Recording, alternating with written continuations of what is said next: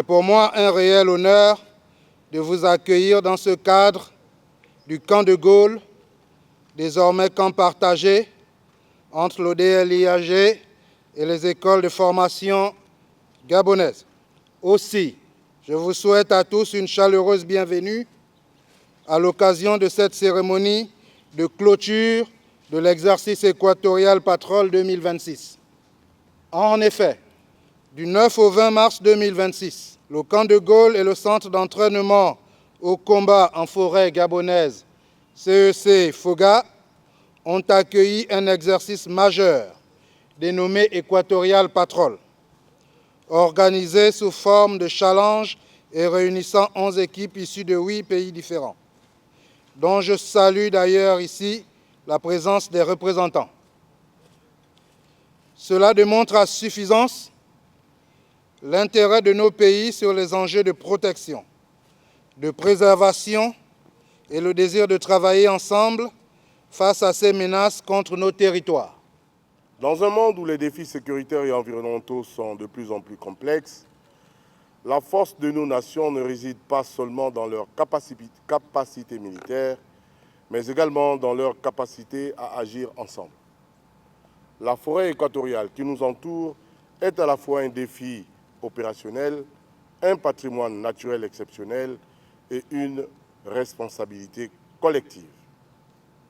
En apprenant à y évoluer ensemble, nos forces démontrent une chose essentielle. Lorsque les nations coopèrent, les défis les plus exigeants deviennent des opportunités de progrès et de stabilité. Au-delà de la dimension compétitive, Équatorial Patrol 2026 représente avant tout un cadre de coopération, d'apprentissage mutuel et de partage d'expériences. Mesdames et messieurs, au terme de cet exercice, nous retiendrons bien plus que des performances techniques ou des résultats de compétition. Nous retiendrons surtout l'esprit de coopération, de solidarité et de confiance qui a animé l'ensemble des participants.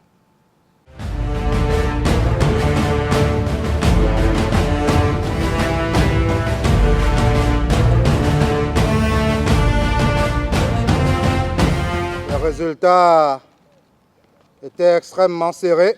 Nous avons 2 troisièmes ex aequo, l'équipe Gabon-Terre et la France, avec une moyenne de 14,72 sur 20. Deuxième, la République de Côte d'Ivoire, avec une moyenne de 15,80.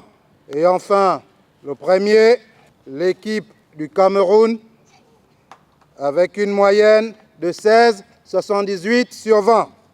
Already, the teams that participated gave Les équipes participantes ont donné le meilleur d'elles-mêmes. Nous n'avons rien de particulier, si ce n'est compter les uns sur les autres pour atteindre le succès.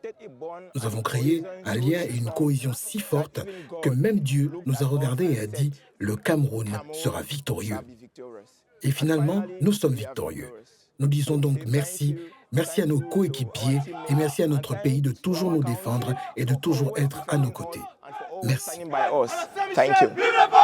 Bon, déjà, il faut dire que le fait de procéder à une immersion en pleine forêt équatoriale comme ça nous a permis de découvrir déjà les réalités que présente cette forêt, notamment l'aspect confiné, déjà le caractère animalier, déjà la faune, la flore, les mouvements de terrain, tout ça, ça montrait à quel point le milieu naturel est un milieu déjà difficile de par lui-même. Il va falloir donc redoubler d'efforts afin de l'affronter. Je suis le sous-lieutenant Alogo, chef d'équipe de l'armée de terre pour le challenge Équatorial Patrol. Cette 3e place pour l'armée de terre et surtout pour le pays, c'est la 6e édition d'Équatorial Patrol.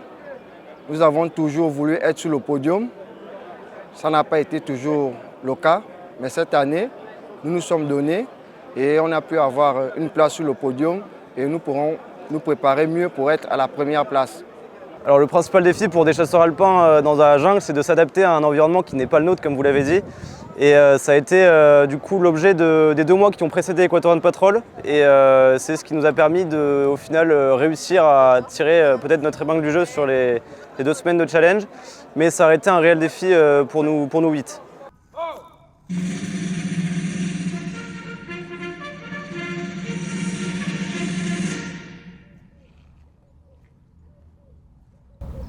Challenge Equatorial Patrol 2026 terminé.